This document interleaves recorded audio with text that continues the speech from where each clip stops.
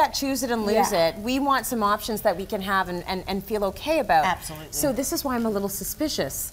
This is a burger with brie and caramelized onions, but Rose, you would eat this. Tracy, I notice you don't trust me at times. I don't know. It's just sometimes I think, wow, this looks so good. I mean, it's got to be bad for you. What I call the tricks of the trade that I've learned over time, and that's how I maintain my own body weight, by these little tricks. So we showed you all the burgers before.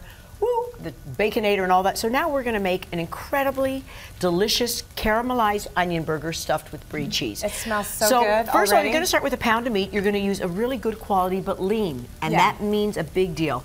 Simple, like the way we make any other burger. Oh, actually, I did have some barbecue sauce here, but that's okay. We'll know to put it in. We'll just pretend. We'll pretend. So you're doing this for the people that, you know, are like, I don't want a veggie burger, I don't want chicken, but if you did want to switch it up, could you put some turkey? Absolutely, ground turkey, pork, whatever you'd like. Okay. We have some chopped garlic, as well. It's all about the flavor, huh? And you'd put in a little barbecue sauce or ketchup, whatever you'd like. We're going to make this up. Now, what am I doing while I'm doing this here? I'm sauteing 3 cups of onions. There is virtually about a teaspoon of oil in here, Tracy, and I've added some brown sugar. Why?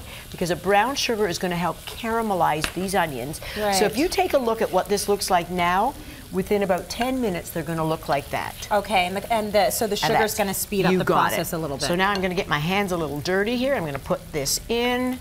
Okay, grind it up really, really mix it up well. Use your hands for this, for sure. And remember, you're not dealing with chicken, so meat is not as bad as chicken, meaning, you know, you want to wash your hands for sure after this, but chicken is where you really are more concerned. All right, then you're going to form this into about 4 burgers, like this.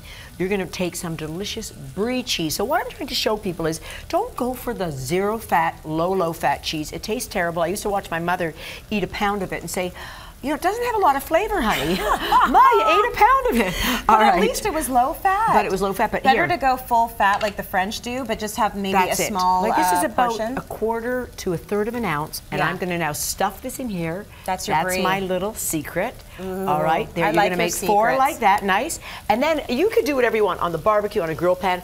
I've got here the Krups panini pan. I like these because I make paninis. I leave them out. Yeah. I've got my burgers on here. Look at how big your burgers are. I know.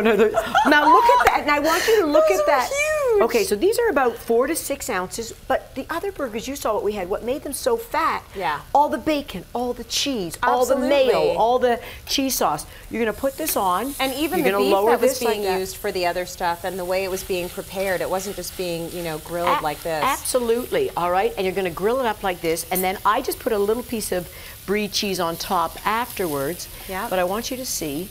We're going to serve it up like this, and what I'd like to do is even just cut this to see if we can see that lovely piece of cheese inside. The center. Oh, there it is. So let's say if you're looking for a bigger punch for your cheese, could you go for a blue cheese or something like that? Oh my God, absolutely. So watch now.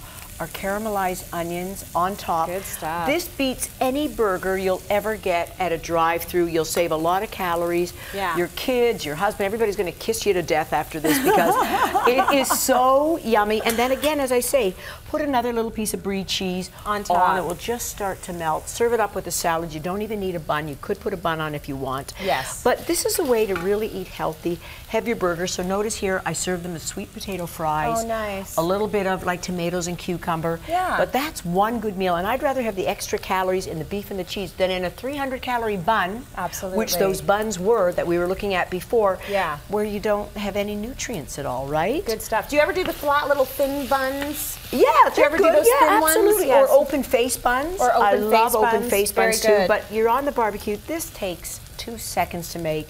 Healthier, absolutely delicious, and I love. If I'm going to bite into a burger, I want a big burger to bite into. You want a big burger. Not those skinny little ones. We're going to get people asking us for this recipe. Absolutely. So we'll put it on our website at cityline.ca. For sure. Let's go to break.